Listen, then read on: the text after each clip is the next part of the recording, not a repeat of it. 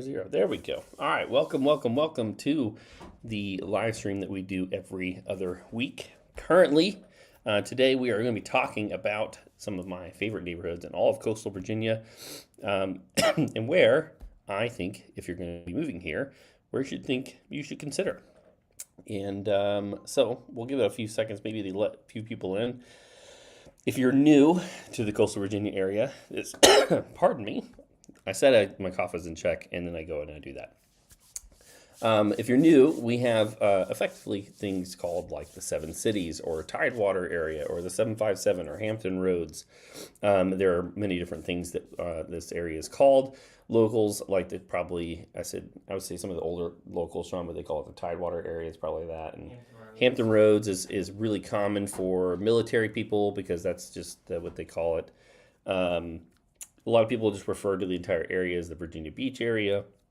But really, I mean, we've got Norfolk and Chesapeake and Virginia Beach and Suffolk, Portsmouth, Newport News, Hampton, Williamsburg, Carrollton, Isle of Wight, Franklin, and Poquoson, Gloucester. Am I missing any of them? Anything off the top of your head? Is it Suffolk? I think so. But effectively, this is a large area. And in general, we have about 2-ish million, but it's all spread out. Now, I personally live in Norfolk, and that is a couple of reasons. One, that's where our church family has been for a long period of time. That's actually where Sean and I originally met. It was at church, and now he works with me. And then Mr. Sean Fitzy. And I choose to live in Norfolk for a couple different reasons. One, that's just where probably a large portion of living here for 17 years plus, that's just kind of where a lot of my community's at. I also think, you can hate me if you're local if you want, but I think Norfolk has the best overall selection and variety of food. There are wonderful places to go eat in all of the 7 cities. But I think when it comes down to the amount and quality food overall, I think Norfolk has the best selections.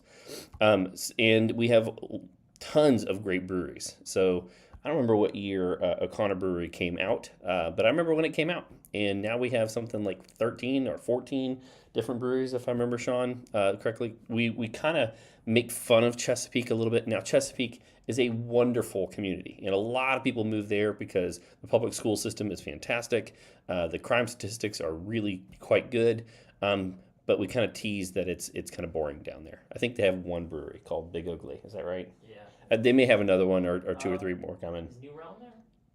Or is that technically? You might be right, but I mean, 15 versus 2, and Chesapeake is way larger in landmass. The other thing that we kind of tease about Chesapeake is Chesapeake has a mosquito control built into your property taxes. So occasionally, if you live close to the water or the Great Dismal Swamp, which is half of Chesapeake, that is just part of the problem of living there. But again, if you want new construction, if you want great school systems, if you want really low crime, that is a great area, and there's just tons of suburbs. So I'm going to pull up, pardon me, I'm going to pull up the map in general here and just kind of talk a little bit about the maps overall. So if I zoom out here, am I sharing my screen there, Sean? You are. Good stuff. All right, so we talked about the map. So we've got Norfolk, Chesapeake, Virginia Beach. If I zoom in a little bit here, you'll see this is Portsmouth. You can always go in the map here and you can select, and it will give you a little red outline to let you know exactly where those limits are. Chesapeake, just to give you a little hint, goes all the way around. You've got Western Branch and Western Branch North and Western Branch South, Greenbrier East and Greenbrier West, Great Bridge East. These are kind of some main sections, and then what's interestingly enough called South Norfolk, which is technically Chesapeake. I know it doesn't make any sense, doesn't need to, but that is what it is.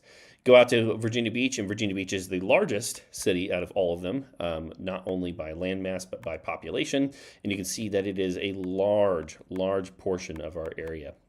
And as you can kind of tell here during looking at the map, what's developed and then what's a little bit more rural or agriculture land. And then you can see all the way down here into Sandbridge, and this is an area that is highly vacation driven.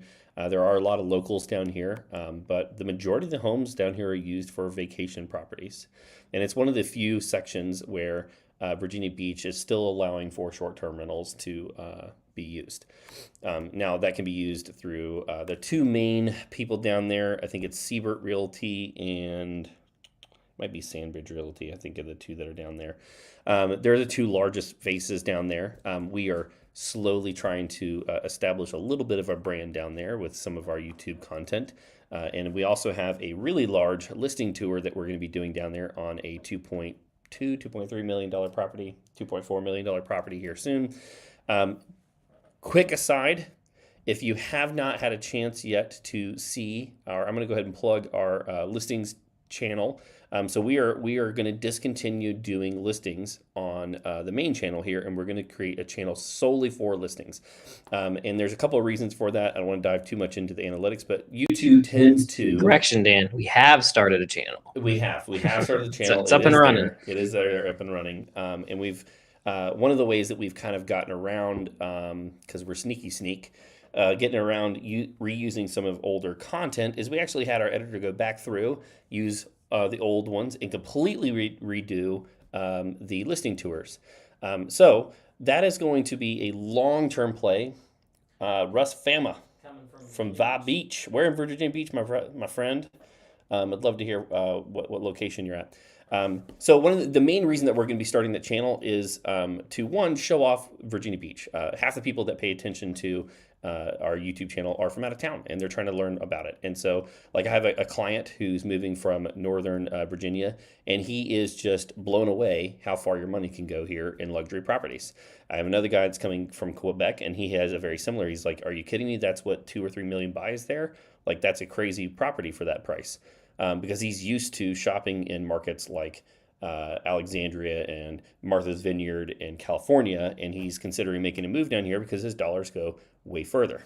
So the purpose of switching up that YouTube channel is one, over the time, as we get more and more exposure there, we also would be able to tell sellers, hey, look, we're going to put you on this channel and give you more exposure here than you can get even on the MLS. One of my good friends, Brad McCallum, has a channel.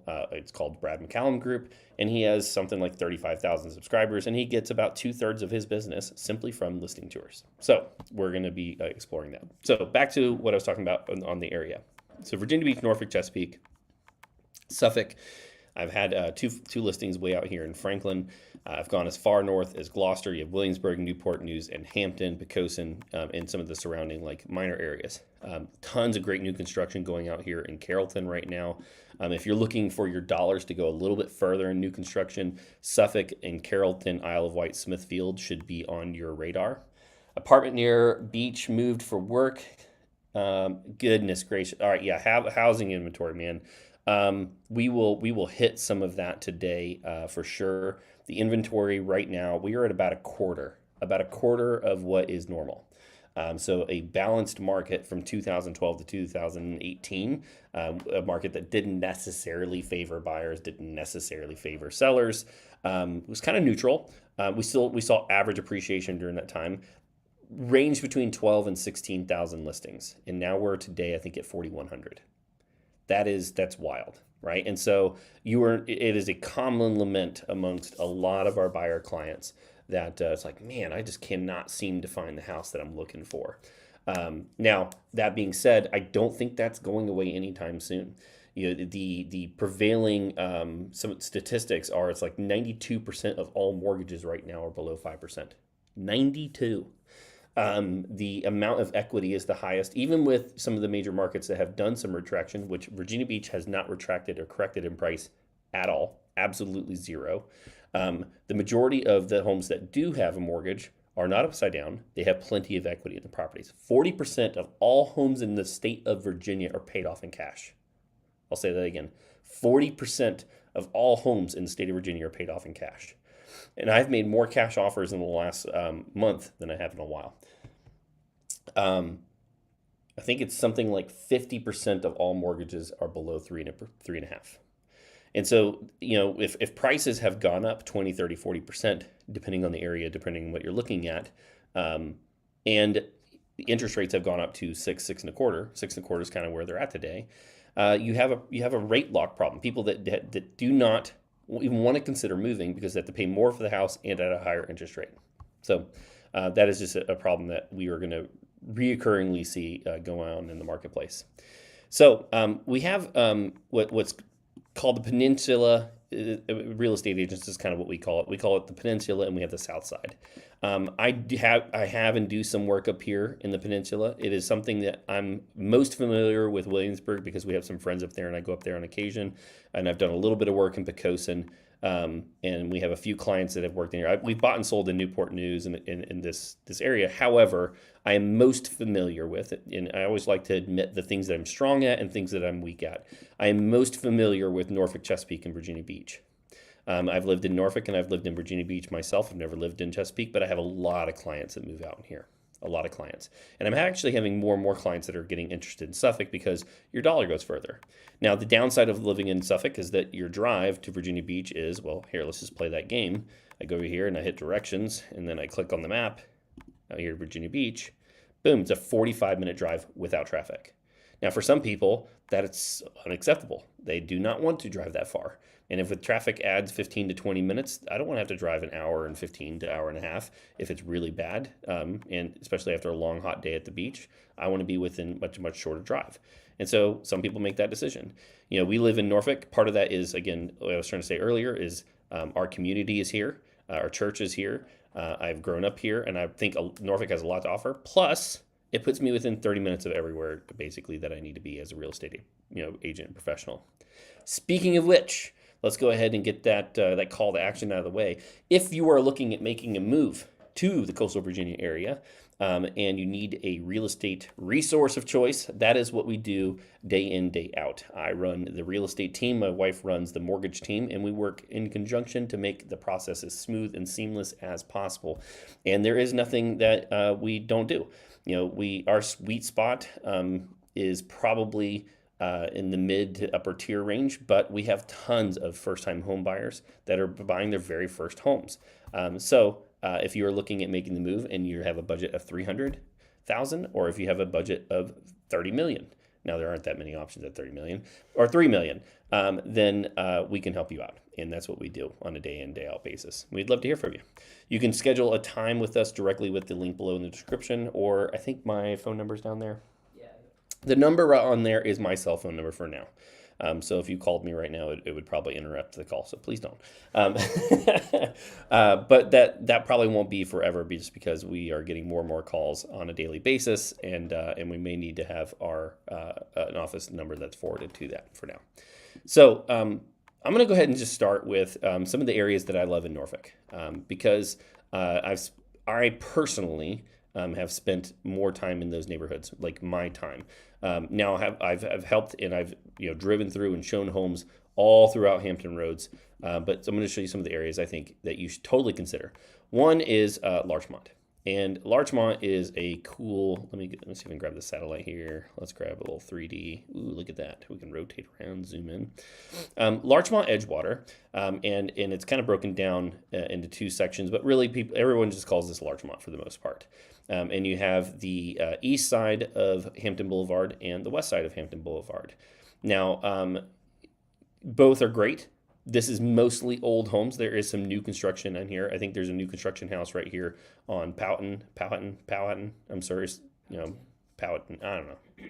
I mess up words all the time. So if you need a real estate agent that always pronounces things properly, then I'm not your guy. I fumble on my words all the time. There's $1 million house in here. I can attest to that. He definitely does. All the time. The reason I look somewhat polished on the YouTube channel is simply because Sean and King make me look that way. You can probably bet that I have said something and then repeated it 3 or 4 or 5 times just to sound somewhat competent. Love this neighborhood. And one of the things I love about Larchmont is that is tons of homes with character. This is not a homogeneous neighborhood. This is a neighborhood full of different styles of homes, ages of homes built in 1912. My house was built in 1912, and I live here in Larchmont. The only reason I think I will probably move out to Virginia Beach is because I think if you're wanting the best of water life and living on waterfront property and boating life, this is it. This is an absolute must. Because it's not that there aren't waterfront homes here along the river, but you have a lot of industrial stuff that you have to go by, and or you're limited on what you can actually do in these areas. And then you have to come out here past why can't I think of this? Something engineers, the Corps of Engineers here, and the naval base just to get out here into the river. And I would much rather be in here. So we have lived in Larchmont for a couple of years now. Another one of the big pluses of living in Larchmont is that the public school system here is rated extremely well. Larchmont Elementary is a fantastic elementary school, and our kids went there while they were in elementary school. Ethan did. And there's lots of little things. So you've got a little place here called Triangle Park, which is, if you look up here, it says Cambridge Crescent Dog Park. No one calls it that. It's basically called Triangle Park, and people do take their dogs there and run them off leash on occasion. It's basically only locals that really know about it. There's another dog park here north of up here in North Meadow. This is more of a public dog park up here. Right. Did I pass it? Where'd it go? Oh, you were at it. Was I looking right at it? Yeah, you were. I was. Okay, that's right. Yeah, this one right here, Meadowbrook Dog Park, and it's fenced off, and that's a great place to go. Speaking of which, if you need a great place that is, you might drive right by it and you'd be like, no, that's not a place for eating. Razzo's is fantastic. Really, really good food. Totally worth checking out. And it's in the old firehouse, which is super cool. This is the new firehouse.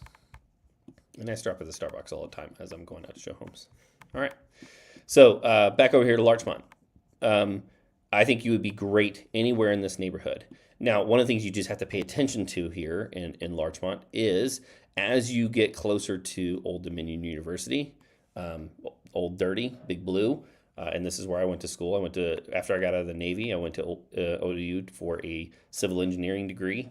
I may not sound like I'm somewhat intelligent, but I did pass all my courses and get a degree there. So as you get closer to the university here, there's just going to be a greater and greater concentration, and really mostly, I would say, Bowling South, and then even more so Cedar South. There's just going to be a decent amount of student housing in here. Someone that bought it, pardon me, someone that bought it and is renting it out to students. The other thing just to kind of pay attention to in this neighborhood is, well, you have the stadium right here. And so when game day is going, it can be quite loud. You can kind of see that I live up in the northern part of Larchmont, and I can hear the stadium when it gets really, really loud. So that's just the reality of living in this neighborhood.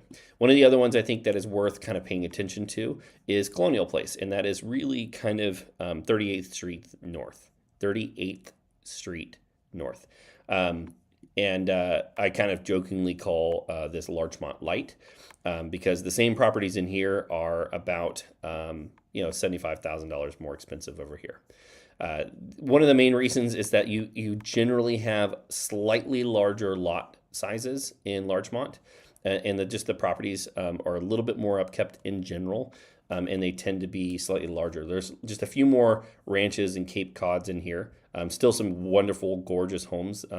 There's a house right here on the water right now that it needs work, and it needs some love. And it's $500 and something thousand. Now, depending on what market you're coming from and what your budget looks like, you may go, holy crap, I can be on the water for that much. Yes, if you're willing to deal with an old home that needs some updating, sure. I mean, that could be great. But give you an example here in Larchmont, this house right here on the water without a pool. Now, this house inside was gorgeous, absolutely beautiful. Everything had been updated, really nice and tastefully done. This one sold for 1.7 this last year. The bulkhead is in fantastic shape. The yard is huge, and even without a pool, this sold for 1.7. And I believe, if I remember correctly, Jason, who was the listing agent on that, and I've known and worked with Jason before, he told me that he had received 3 offers on that property, so multiple offers on that last year. Okay, all right. Now the plan here, Sean. How many people do we have watching ish? 4. Okay. So if you are watching, the plan here is just to kind of go over some neighborhoods that I think are fantastic. Please interrupt me if you have questions, or if you want to know about a specific area or a specific price point, or even if you would like for me to go off topic and talk about something else, you are welcome to ask that. Okay.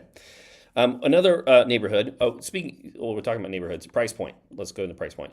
Larchmont, effectively, what I would say is there are some options in here that are under 400. They typically need a decent amount of work. It is, I would say 400 is really kind of the start of this neighborhood. Once you start going north of that into 5, 6, I would say 600,000. That's when you start really getting into really nice homes. The reality of a house in here is, if it's not been renovated, it might be the older floor plan, and the master bedroom may not have a walk-in closet and ensuite unless it's been remodeled. And that's just common with older homes. Older homes, older floor plans, and something you have to pay attention to there. Barrier to entry kind of into Colonial Place and 350-ish, and again going up from there. But I would say 350 is kind of the barrier to entry. The average for the neighborhood is probably more like 450, and then kind of going up from there. So let me go over here and let's pick out Roland Park. So I think Roland Park is one of the most underrated kind of entry level neighborhoods that is in the area. It generally has very safe crime statistics. There's really only 3 entrances into the neighborhood. Right here, and right here. And so the only reason someone is back here is because they live here. It is a bunch of single family, basically ranches in Cape Cods. You got some beautiful magnolias here on the street, but this is what's very normal in the neighborhood. Maybe ranging from say 800 square feet for something that's tiny and hasn't really been updated to something that's maybe a little bit newer. There are some 2,000, 2,500 square foot homes in here, but usually it's because they have an addition or maybe it was new construction that they came in and built out. Some of the homes along here on the water, there's a house right now on Summers that's for sale for 369. If I remember correctly. I think it's 552 Summers. That is along the water here, and decently done inside. But it's a brick ranch, right? And so even the interior, even though it's been, I think it's this one right here. Yep, 552. It has a garage. It's got a decent sized yard. It's up. It's not in the floodplain. There's no flood insurance needed here. But it is, you can't, unless you go through and rip it out and add an addition and do some major renovations, it's always going to look like a ranch or a Cape Cod, right? So actually, let me see if I can grab a front. Here you go. Boom. It's this house right here, right? It's just all of these houses are very, very similar. What likely happened is when this housing development was originally developed, they came through and they built the same floor plan out throughout the entire neighborhood. And it's just common. It's super, super common in this area. All right. Anything to add on that, Sean? No, I don't think so. Roland Park's a great place. Yeah, I mean, I probably know 6 or 7 people that live in that neighborhood. And that's just kind of circumstances, kind of funny how that worked out that way. But yeah, I know quite a few of the people that live in that neighborhood. Fantastic. All right, let's go here. One of the other ones I think you should totally consider. Let's go over here into Ghent. So Ghent in Norfolk is probably one of the most sought out after areas of all of Norfolk, period, hands down, end of sentence. Because Ghent, West Ghent, and Ghent Square is extremely walkable. It's in the middle of all of this shopping, right? You can kind of see here, like, there are single family homes and apartments and million-dollar mansions in here. And it puts you within walking distance to Stella Cafe and the very fine dining establishment of Chipotle Mexican Grill. And if you don't like Chipotle, then I don't know if we can be friends. You've got places like the Little Dog Diner, which is just kind of like a standard, what's the word I'm looking for? I guess a diner. A diner. Yeah, it's a standard diner. It's a great little food place that you should totally check out. There are plenty of little bars and restaurants. Cold Pressed is in here and is a great coffee shop. Alkaline, my boy Kevin owns this place and originally started over in Pendulum and eventually opened up his own restaurant. Does fantastic food here. If you're a big fan of fancy ramen, that's a great place to go. If you want the best fish tacos that Norfolk has to offer, and I might have to fight you on this, is Palon's Beja. Did I just say Beja? Palon's Baja Grill. Their fish tacos are so good. They have this mango salsa, which is just fantastic. They have a place right here, Total Wine and More, where you can go and get plenty of, no, get out of there. Stop that. Total Wine has tons of great local options and international options for wine. And really, if you wanted to, you could live here on Shirley and you could take a walk to any of this. Now, the one of the things you have to kind of pay attention to if you're going to live in Ghent is that Hampton Boulevard is very, very busy. Very, very, very busy.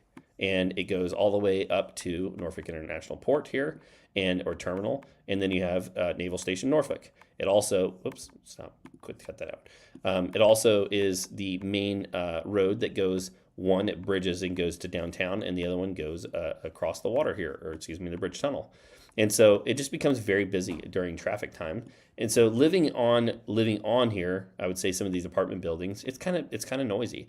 If I was making a general recommendation, having lived on a busy road before, when I was trying to pinch my pennies and live well below my means, I lived on Tidewater Boulevard and in a different location. And I lived right on the busy thing. And I thought, it's not going to bother me. I can get used to it. I was in the Navy. I've dealt with jet noise. I was wrong. Now, we stayed there for 8.5 years because we were going to be frugal with our money and didn't want to make a mistake. And our mortgage was below $1,000. So it was kind of hard to make that move, especially when I like to go out and get wings whenever I want to. But living on a busy road is that. And so when you're looking, let's do a quick layer change here. When you're looking at the map, you can kind of see the thickness of the road. And if the thicker the road here, you can just bet that that's going to be a busier road or a more main road, if you will. And Hampton Boulevard does not let down when it comes to that. And so the majority of the shopping, the restaurants, the places to go hang, the antique shops and such are going to be this yellow area right here. And so if you want to avoid crossing that, to having to go, whether it's walking or biking. Now the crosswalks there are fine, and they work perfectly fine. But if you've got kids or just don't want to have to deal with that, then you're going to want to stay on the east side of Hampton Boulevard. But West Ghent is a fantastic little area. There's a wonderful park back here, and the Elizabeth River Trail. I wonder if it will pull up. Do you know if it'll pull up on here, Sean? Let's see. I think you might better walk it, yeah. Let's see here. I wish it would actually show the entire thing. So the Elizabeth River Trail goes through here in East Mason and then along the side here, and it goes along the backside. So actually, no, it's not going to do it. Okay. I've gone back here. This is a great spot. Ultimate Frisbee is played back here quite often. And this neighborhood is wonderful. As a note, if you are looking at making a move and you want to check out a neighborhood, we're on Google Maps. Looking at the street view is one of the best ways to just check out a neighborhood. You can kind of go down the street, and I can see, okay, well, we got sidewalks, we've got some larger trees. Do I want to deal or not deal with power lines that are above ground versus underground? I can kind of see the variety of the styles of the houses. What's the distance between the sidewalk and the road here? Is it narrow or is it wide? Do people park on the side here or not park on the side? Are people's landscapes generally manicured?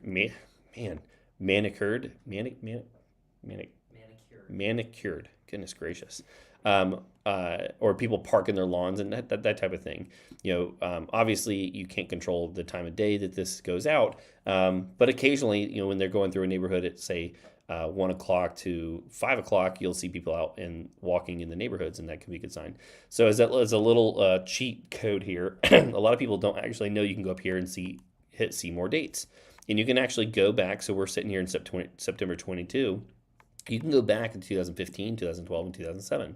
Those are the years that they went through and filmed this neighborhood, and you can kind of maybe even check out, this house and see, did they renovate it? Did anything change? Has anything massively changed in this neighborhood? You can also see, this is kind of tight. If I'm seeing here, you also can see for whatever reason they've gone out on garbage days. That's interesting. All right, so let me back out here. Any questions in the chat while I'm paused?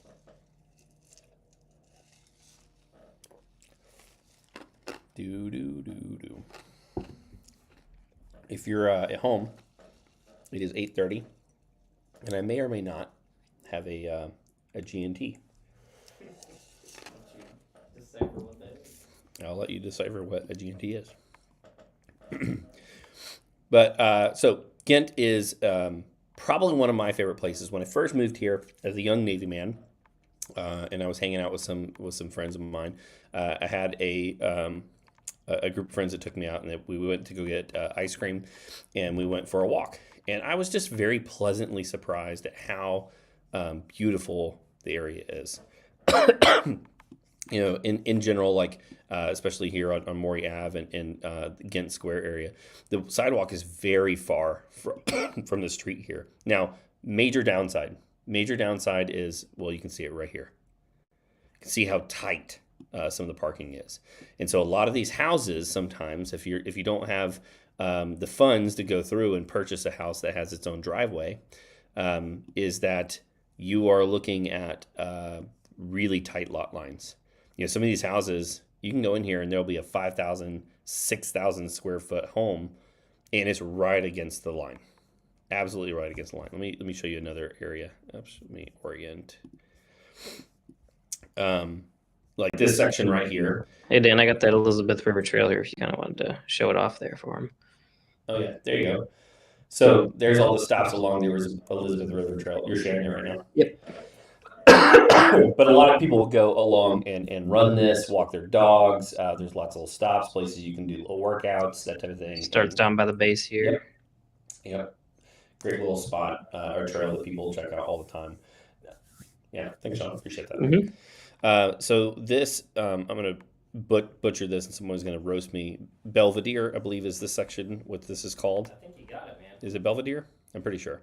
That's but what I call it. It's like just really interesting. You see all these houses right here, especially along the front, how close some of these homes are together. But like I forget which house he's in, but I know there's a neurosurgeon that lives in one of these, if I remember correctly. What are the cons? Parking is absolutely number one.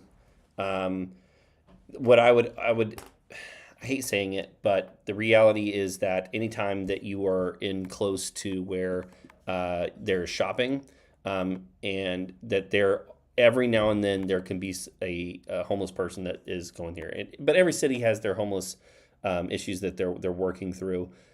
So if that's something that is going to bother you in some of the downtown or some of the shopping areas, that's just part of living there. Parking and driving is probably number one. Would you add anything? Traffic is what I would say. Yeah, for sure. it's a huge pain in the tuchus. I'm gonna try to not cuss. It's a huge pain in the butt. The other thing is you like space. You're not gonna have a lot of space. There's no unless you've got the money to go in here and buy one of these monster houses. Like I think it's 709 here that owns 705. But they've probably been owned for years and years and years and years, and they're probably not going to sell that lot. It's just not going to happen. So parking is a massive one. Navigating these roads can be a pain. Let me look. We looked at Maury. Here's Baldwin. Let me show Baldwin as well. Here's a driveway, but it's so narrow you can see that he can't even get back there. It's just big enough for one car. And here, this shows off exactly what I mean by how narrow this can be. One of the things I think, let me say this. Everyone grows up with a different background. I grew up, I'm a white dude. I'm 6'1". I grew up in a pretty diverse area of Texas. I went into the military. I deployed to Iraq twice. I've traveled internationally to different places. What I see as normal and what I'm okay with and what I'm comfortable with, it can be very, very different than someone else and what their background is. And so I think that the diversity in thought, the diversity in racial makeup, the diversity in belief systems that Ghent tends to offer is great. I love it. For someone else who maybe wants a little bit more homogenous thinking going on, they may be checking out where people vote and how they vote and try to move into a neighborhood that votes very similar to them. That's up to you. As a real estate agent, you're always kind of careful to say certain things. I'll kind of say it as it is. This is a very diverse area. and I think that's awesome. There's a lot of different belief systems in here. And it's another reason why I've chosen to live in Norfolk, because I want my kids exposed to some of that stuff. I want them to be able to have a conversation with somebody that maybe they disagree with, and walk away with it better from it. So that's just one of the realities of this area. But parking is a monster. It's a pain in the butt. Other con. Let me think. Another con of Ghent. Price. Yeah. It's not cheap. Actually, I had this open for a reason. Let me look at the pending and solds here. If I look at sub 400, or excuse me, below 400. Good point. Flooding. Yeah. I think I have two on our YouTube video about Ghent. I believe I bring that up, and then I have another video about the pros and cons of Norfolk in general, and that's another thing that I bring up is flooding. I'll show you a little bit about that here in just a second. Good point though. Thank you.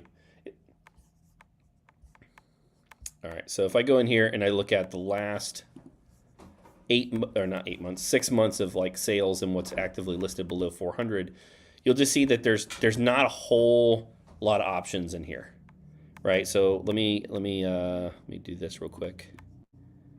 Let me boom, boom, boom, boom, boom, boom, and boom. So 61, below 400. That's it. In the last 6 months, that's it in Ghent. And if I go over here and I look at what the results are, 1-1, 1-1, 2-1. Here's a 4-2-1 at 300. That's currently for sale. Let's take a look at it. Super dated inside. The kitchen's not terrible. Let's see what the condo fee is here. $450 for $310,000, right? No yard. Parking is going to come at a premium. It says $1,900. I mean, this is not a bad deal. But in general, you don't see that many. Let me go back over here. If I go here and I organize by square footage, you can see that the smallest is around 415, and the largest maybe 2,100 square foot. Just realize that the larger you go up in price. Now, every neighborhood is going to be a little bit different. So I have this other chart up here. This is just an example. Now, when I'm looking at a neighborhood, every neighborhood has a similar profile, meaning jet noise next. Got it. Or is that you telling me? That's telling me. Gotcha. All right. Yeah, Russ has a question whenever you're done with this one. Yep. Cool. Great question. We'll get to you next, Russ. Yeah, we'll get there in just a second. Every neighborhood has this profile. Every single one. This is a pricing I was doing for a client that's making an offer on a property today. We sent it over, and hopefully we'll hear back from him for them tomorrow. Square footage and purchase price. The blue is sold, green is for sale, orange is under contract. And this relationship exists for every single neighborhood. There's a low that the market tends to support, a high the market tends to support, and you have an outlier that's high here and an outlier that's low here, but 90% of the market tends to be within this corridor. So around 2,500 square feet, I can go, okay, well in this neighborhood, it's tended to support 425, maybe as high as 600, and that's just true. What neighborhood do you think is the best? Ooh, man, that is. Oh, are you asking that, Sean? That's our question. Oh, that's your question. Okay, gotcha. All right, so let me go back over here. I got Dan all turned around. You got me all kind questions of here. messed up. All right, so flooding. I want to make sure I hit that. So let's just look here and look at the flood map.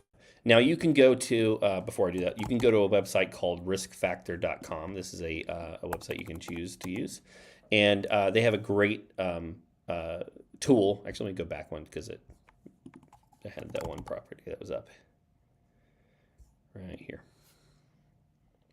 And one of the reasons I like Risk Factor is it gives you a lot of information. Now, Risk Factor is sort of like your doctor. He's going to be conservative. He's going to be very risk averse, and it kind of seems worse than it probably really is.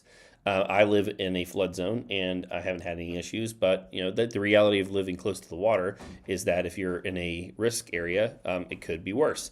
And so you can see One, you can set like this is at 5.5 foot of water. I can also click right here and, and look at the historic risk, and I can go and select the storm on the map and see what happened during that storm to the best of FEMA's knowledge, right? And so this could be a great resource. Another one is the repetitive loss map. Flood loss, Norfolk. So repetitive loss flood information. This also, there's a map in here, actually, right? Boom, right here. This is a great resource because you can see, according to the areas, which ones are the most at risk and which ones have actually reported losses, like where are the areas where the majority of insurance claims actually happening. And you can see that the red is the worst, black is kind of like a step back from that, and then green is a step back from that. Okay, so this is another great little resource right here.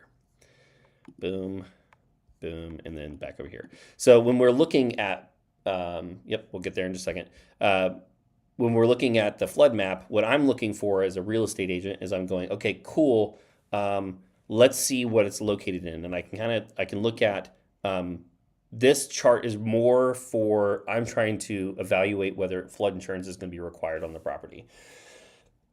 Because when someone's making an offer, especially if their budget is tight, we want to make sure that we're accounting for flood insurance, because that's going to be required by the lender if you're paying with a mortgage. If you're paying in cash, well, that's an option. You can decide to take on that risk or not take on that risk. If you were in flood zone X, it's not going to be required at all because there's no flood event that is estimated to happen within 500 years.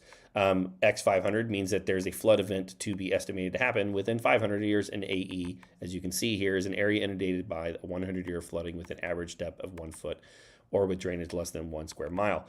And so typically homes in the AE are going to require flood insurance. And so before we even make an offer, a lot of times what I'll do is I'll reach out to Brandon Kopp with Tidewater Insurance Brokers and say, hey, Brandon, I've got a client considering an offer on this property. Would you please run me an insurance quote? And so I know that the kind of the average ish for the area can somewhere times between like 500 and 2,000. Okay. And if it's low, if it's at 500, okay, cool. Not only do I know that it's 500 and it's pretty low, but also the insurance companies to agree have also estimated that the risk is also somewhat low, because otherwise they would be charging a larger amount, because insurance companies are not in the business of losing money, right? There's a ton of money in insurance, and they take that very seriously. So they're going to analyze the risk pretty scrupulously. Typically, if the property is going to fall within the X500, it also does not require flood insurance, but a flood insurance policy is quite minor on that. And so maybe if you're right along here along the line, you go, okay, well, I'm not necessarily in AE, but I'm kind of close, and it's only like $500 or $800 to do it per year. I'm going to go ahead and pull that trigger. That's got to be a decision whether you decide how risk averse are you. Okay. So, you can kind of see where the areas are, and the closer you are to water, the worse it's going to be. So if I go back up here to Larchmont, you can see that some portions are an X500, but a large portion of the neighborhood is an AE. But like I said, I live in Larchmont, and I will continue to live here. And I even have a basement here. And I have 2 sump pumps down there, and they've never gone off. But that's just the reality. You have to choose, is this a risk that I'm willing to engage with? For flooding, did that make sense? Any further explanation that would be helpful there? Take a sip of the G&T. Might need to get a straw. All right. Here we go. Geographical jet noise decibel map. Absolutely. Easy peasy, man. It's called ACU's map. Boom. Noise levels. Shaklacky. That's a word. I used it. This is one where you can actually go in and plug in the address. Or if you go in here and you can click on images, you can look at the actual map itself and look at Norfolk. Now, you can do this with any city. One second. So sorry. You can do this with any city. And so when you're buying and selling a house, the seller must disclose what zone they are in.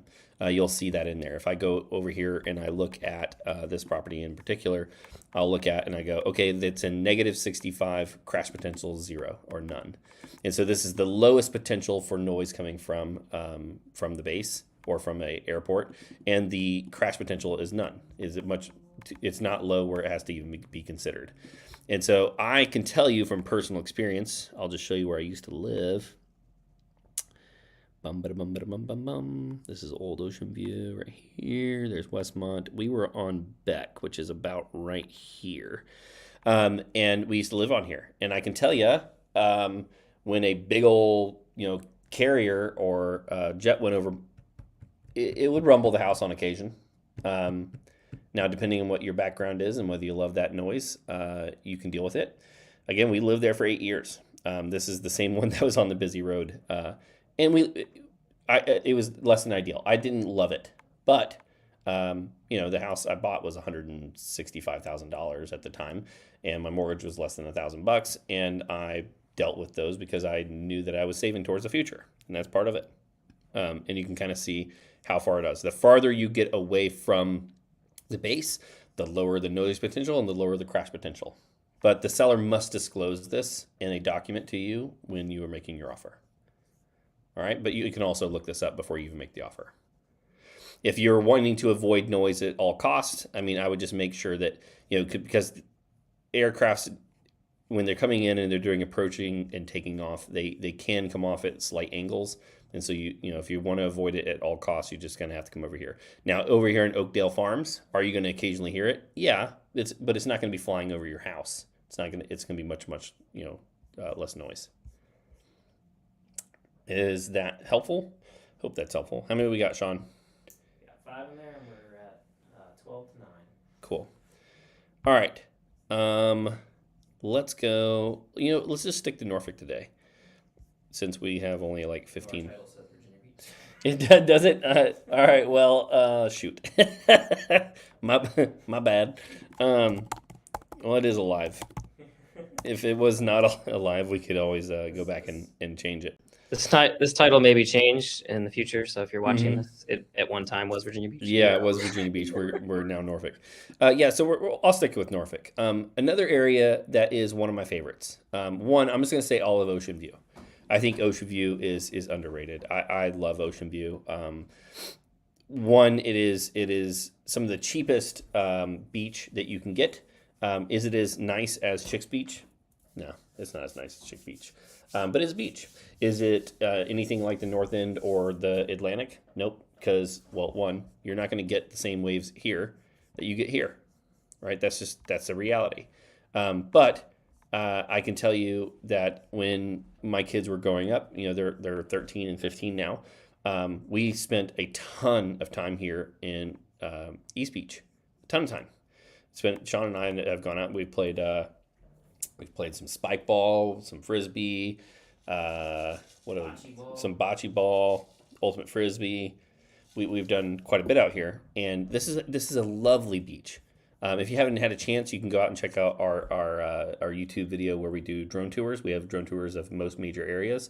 It's gorgeous, absolutely beautiful. And as much as I love East Ocean View, and I would say East Ocean View, in my opinion, is kind of everything east of Bay Oaks Park, which is right here. Or you could say east of Bold Mariner. Bold Mariner is a fantastic brewery right here. Has a just sweet place that serves, what's the barbecue place called? It's Bar Q, right? Bar Q, and they have an amazing brisket there. So anything east of Bay Oaks Park, probably about a third to a half. And I'm not joking here, a third to a half. I don't need to prove it. A third and a half to all of this is new construction. This area is on the up and up. It is primed for a ton of appreciation over the next decade, in my opinion, because the majority of the shopping, the majority of the restaurants, the majority of the money from the city is all going in here. The majority of development from developers' money is going in here. And so this is going to be the area that continues to see the greatest appreciation the fastest. Now, out of all of this area, East Beach is my favorite. You can even see the difference in the streets and how they're laid out. Now, you may immediately see that the lot lines are tight. they err on the side of green space on the shared green space. And then you have places like every single one of these homes typically that are bigger have these little courtyards that's where their private space is at. There's a lot to love here. So let me kind of show off why I love it. One, the build quality here is exceptional. Absolutely gorgeous. The parking is on pea gravel. The landscape architecture is gorgeous. Every single one of these homes is kind of architecturally driven. There is no vinyl allowed in this neighborhood. The what are these? The shutters. Every single one of them is real. You're not allowed to have fake shutters here. I know that seems silly and maybe arbitrary, but the emphasis here is on exceptional properties. And then you can go down here into. I wonder if it's updated. Is it updated? That's not. It's okay. Well, let me do it. It's not going to let me do it. All right. So the back alley here. So you have a back alley. A lot of these have what are called carriage houses. It is pricey in East Beach for sure. I'm picking out my favorites. Beautiful, beautiful neighborhood. A lot of these have mother-in-law suites or apartments above the garage, and it is their people will rent them out. Now you are not allowed to do short-term rentals in East Beach. The association here will not allow it. But it is just such a cool spot. And they have a variety of like townhomes and apartments and condos, small homes, big homes, you name it, they have it in here. I think it's back here. Where is it at? I think it's this parking lot. They ripped this up and they're building a bunch of little bungalows in here. But this is it's a wonderful area. There's a little sub shop. I got the drone tour of if you want to just talk through it a little bit as I play it. Yeah, go for it. The parking here, now, one of the downsides of East Beach is that it's not a gated community. And so if it's going to bother you that a bunch of the locals come in on occasion and park on the public parking to get to the beach, that's just a reality of this area. Now you do have your parking. Hey man, whoever did that drone tour did a great job. Thank you, Dan. Yeah, good job. I'm just trying to hype you up over there. But if you want, like right here, you see the marina. You have access to a marina where you can park your boat, and you have access to the beach. You have some of the best homes in the area all together, and it is a urban planning and architecturally driven like dream. They have tennis courts. They've got an area where if you want to host a wedding, you can do that. They have a pool for the association only. They've got plenty of green spaces. You can see right here the park where that's where they used to hold the farmers market, but it got too big, and so they actually moved it to the northwest. And then you've got Great Dune. You can see that they went through and they put these breakers in here to make sure it doesn't erode away and it allows for the beach. It is a wonderful area. And if I there you go, looking to buy a home, boom. I just think it's one of the most beautiful areas in all of Norfolk by far. It is an exceptional neighborhood. Let's end with one more area and maybe bring it down a notch. Let's look at I want to kind of look at Talbot Park, Cromwell Farms East, and River Point. In general, this will be a little bit cheaper than taking us to church, Dan. That's where we met. Is our stomping grounds over here. So if I zoom in, where are we at? Norfolk. Here we go. So Norfolk Christian Schools. This is a private Christian school here. Before they put this field in here, this is where we played probably ultimate frisbee for almost a decade, and we never actually got to play on the new field. But this is a great area. So Suburban Acres. Cromwell Farms, Talbot Park, this south section of Ward's Corner in this area. That's where I grew up, was Suburban Acres. There you go, Suburban Acres. River Point, West and East Belvedere. You'll have some homes in here that maybe not in the last year, 275, 300 that need some work, 350 to 450 that are in decent condition. Brandon Kopp. Man, I was just giving you a shout out earlier. I don't know if you were part of it, but I want to. Brandon is our I don't like using the word preferred insurance guy. He's the guy we like to work with. He takes really good care of our folks. He gets the job done, and it doesn't hurt that he's also extremely competitively priced. So I think Brandon, maybe you can correct me here in the notes, but when you redid ours, Brandon's at your phone, by the way. is he calling? No. I'm saying like you're looking into the. Oh yeah. Sorry, I'm looking over here. I believe when you bundled us up and so you redid our flood, you redid our home, you redid our auto. I want to say you saved us. You saved us $3,600 for the year, something like that. I mean, it was a good amount. And he's a great dude to work with, and solid guy, great ethics, family man, takes care of people over profits. He's my kind of guy. So let me go back over here. So Talbot Park, Cromwell Farms, River Point, East West Belvedere. This is an excellent area. Does Talbot Park feel different than Bolingbrook?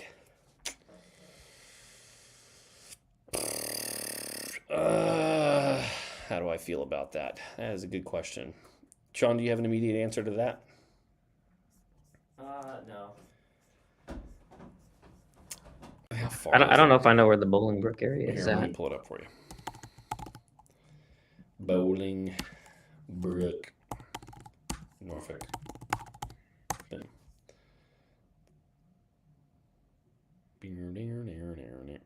Oh wow, it is taking me to Chicago. If you're meaning Chicago, I have I have no clue. I don't know if I know which specific neighborhood you're talking about. Bolingbrook. I know Bowling Avenue in Yeah, does it Larchmont. go by a different name, Isaiah? Yeah, is there a different name or is it a different spelling?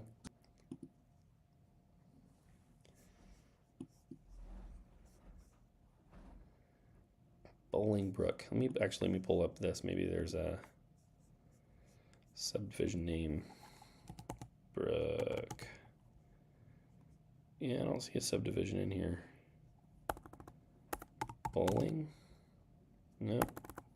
2 L's. Sorry, man. I don't know if I know exactly what neighborhood you're talking about. If you want to throw it in there, or even maybe even could he put a link to the Google Map in there? Maybe. Yeah, probably. Yeah, you could do it that way. I would say one of the reasons I like kind of this corridor, if you will. You didn't have to actually look it up, right? 3,600 difference between 3,450. I'll give you the grace of $150, man. Or if you really want to live up to the 360, you can just take me out to dinner and take me out to a nice sushi dinner.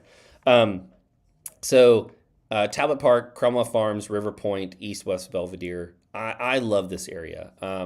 It is in general, I would call it a middle or medium grade neighborhood in the sense it's somewhere along here on the water. It's going to be nicer.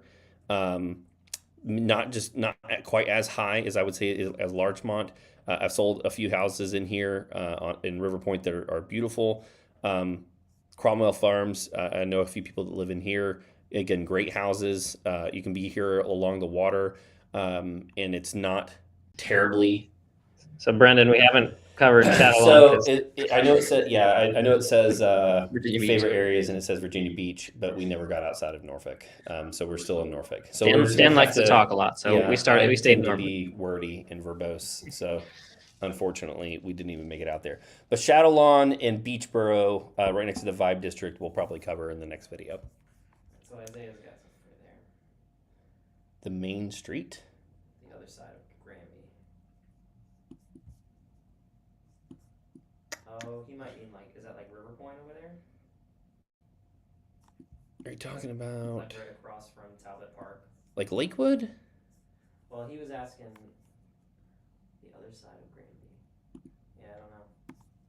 Maybe are you talking about there's River Point, there's or Riverview, and then if you go south of that, you've got Villa Heights and Lindenwood and Park Place.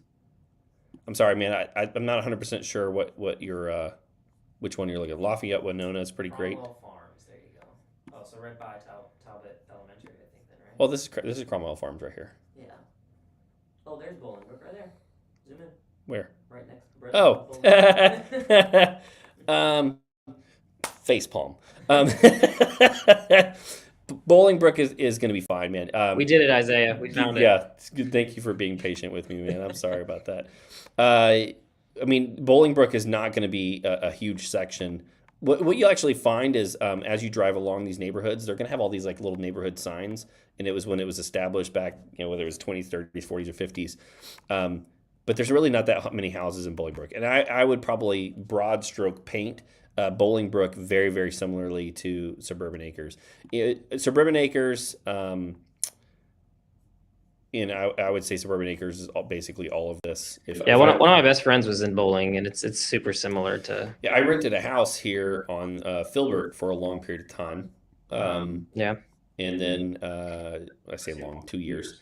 But I would say if you're looking for out of this little section, what's the best areas? The further you get away from the main street, and the further into the neighborhood, and then the closer you get to water, the better and better it's going to be. That's true of almost every single neighborhood.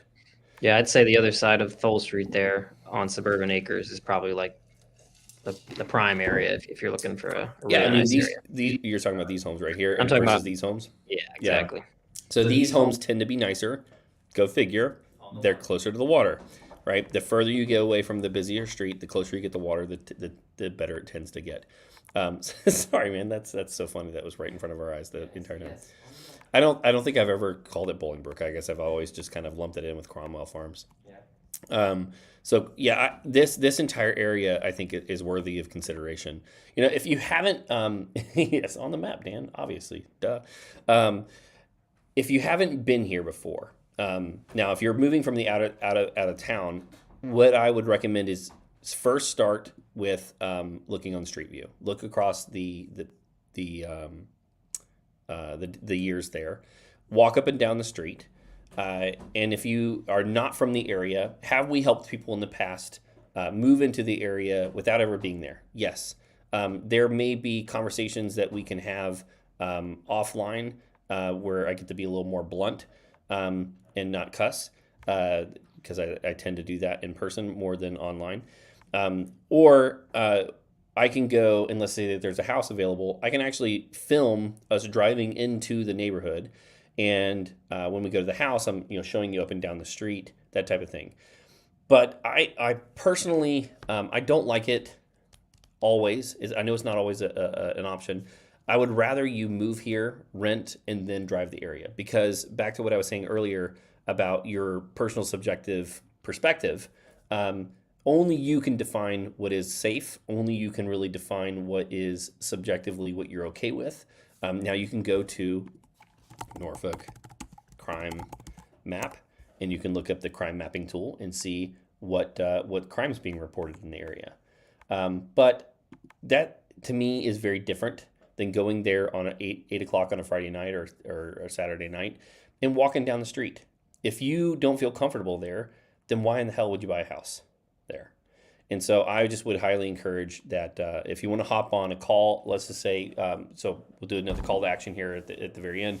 If you're looking at making a move into the area, we can talk about what your timeline looks like, what your budget looks like, how long out, do you have in advance? Do you have the option of coming here and visiting on vacation, driving down for a few days? Hey, Dan, we're going to be here for Labor Day weekend. Cool. For 3 days. Awesome. What price point are you in? Okay. And which areas? What's most important to you? And I can go, okay, well, check out these 7 neighborhoods or these 8 neighborhoods while you're here.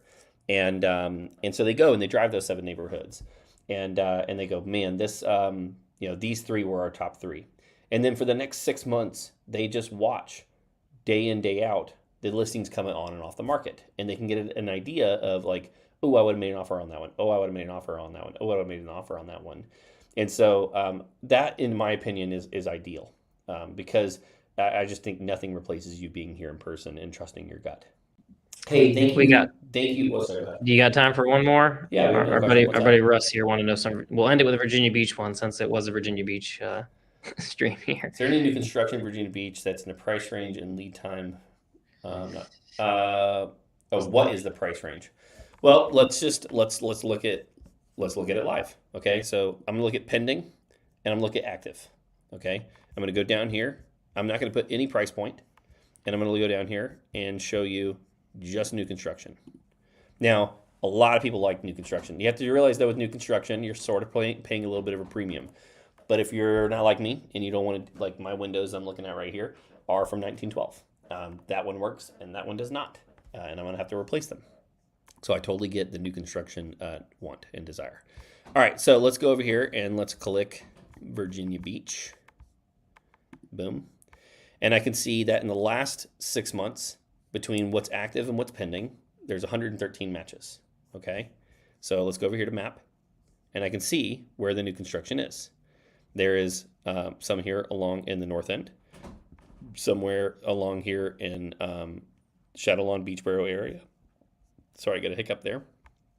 Got a few here in Chicks Beach, a few here in Thorogood, one in Little Neck, a few here and here, and then there's some developments obviously that are happening in South Virginia Beach. All right, well, let's take a look at price point. Okay, well, list price starts. It looks like there are Spence Crossing. Is that the 55 community?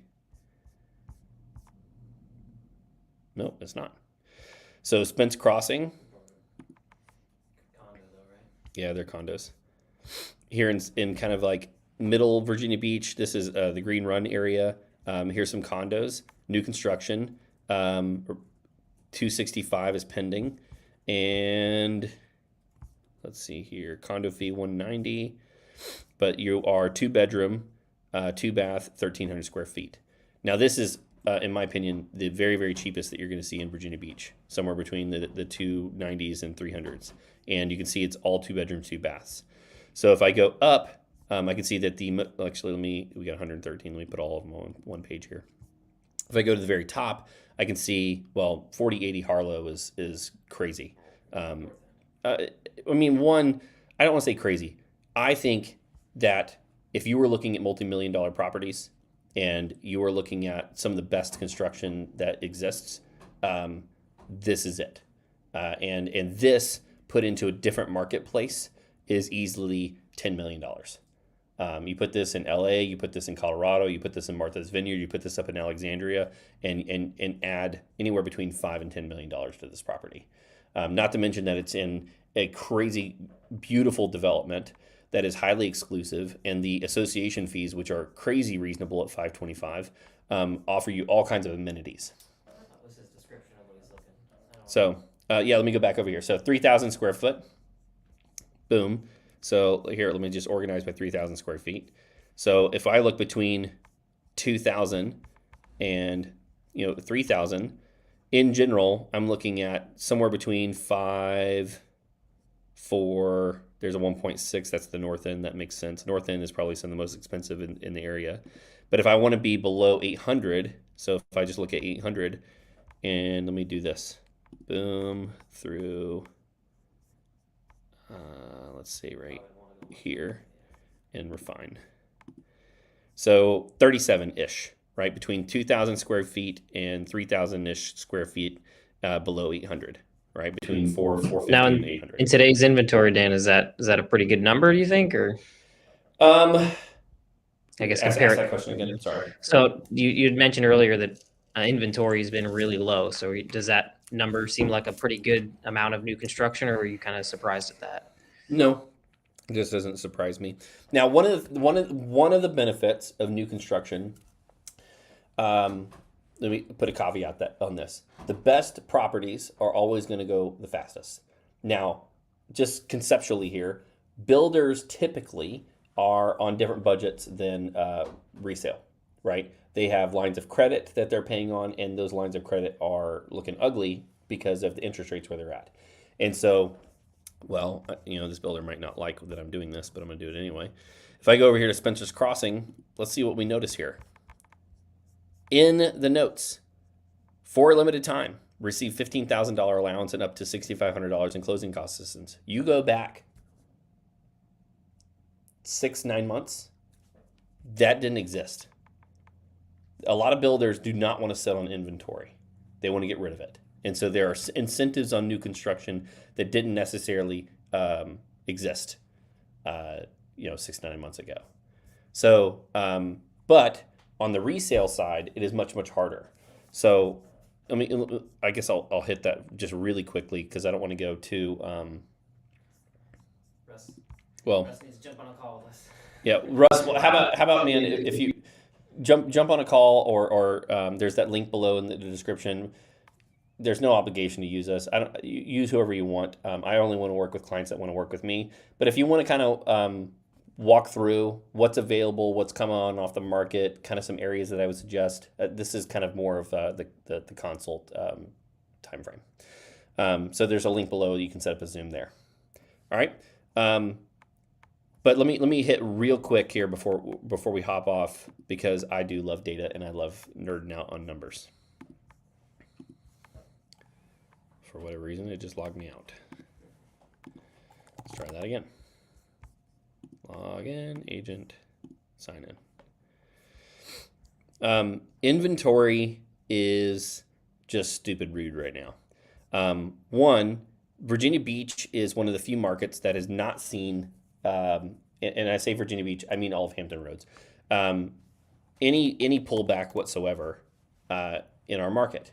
There are a lot of, so if you want to go to blackknightinc.com, this is free information you can go get yourself. If you're a nerd and you like reading reports like this, like me, you'll love this. And so the December Mortgage Monitor report has a ton of great information about default rates, who's buying points down, how many points. You want to know what's going on in the market. This is a great resource. But I want to go down here to particularly, because I've read this, only 4 of the top 50 markets continue to see prices rise on a seasonally adjusted basis: Kansas City, Indianapolis, Virginia Beach, and Louisville. While 40% of the markets have seen a price decline up to 2%, with 24% seeing declines from 3 to 5% in December. And here's the top markets that you can see that have declines, most of those being California. You can see California is in here quite a bit. But that's no surprise. That happens anytime there's a correction that happens in California. And you can kind of see this right here expressed on the market right here. You can see that's majority in the West. You see a bunch, negative 1.4, arguably basically flat. But you can see the 4 markets here. And our market is no different. So, to basically take that and show you in data, if I go down here to Market Insights dashboard and I show you, actually, let me go back one, weekly trends. So here's median sales price. And I can see that year over year, we are still up 6.6%. And you saw interest rates rise during last year. And it's not that we started to see a little bit of a correction, but it's basically flattened off. And year over year, we're still up. Now, here's the kicker. If I go over here and I look at active listings, man, we've gone down. This is just flat out rude. This is mean-spirited, if you ask me. So let me go over here. That's week over week. Let's look year over year. If you were with us at the very beginning, I said that average inventory from 2012 to 2018 was like 12 to 16,000. All right. Well, let me prove it to you. Let me show it to you. So if I go over here and I look at active listings from 2012, there's almost 14. There's almost 16, and then 2018, there's 12. Well, here we are today. We have some of the lowest inventory that we've had in a long period of time. If you remember 2006, 7, 8, 4, 5, 6, 7, 8, you know the run-up of the pricing in the market. We had a quadrupling of inventory during that time, which is pretty wild, that the prices went and did what they did, but we had 4 times the inventory. All right, it's basic economics, for housing or any service or product. You have supply and you have demand. When supply goes up, typically prices go down. When demand goes down, typically prices go down. If demand goes up, typically prices go up. If supply goes down, typically prices go up. And so when you have a quadrupling of inventory, you would assume prices would go down, but that's not what they did during this period of time. Demand was so high and so stupid during this time that prices still went up pretty drastically. And this is the inventory that we're at today. Now, if I go over here and I apply your price point, let's just say $500,000 to $800,000, what does that look like? And if I look at just residential detached, so not townhomes or condos, and I look at just Virginia Beach, what do I got? All right, similar story. You know, it's low. Right now on the market in that price point in all of Virginia Beach, you have 58 homes. That's it.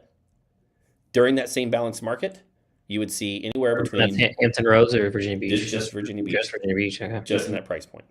Now, some of this doesn't fully apply because obviously, as you go back in time, these houses are appreciating more in value.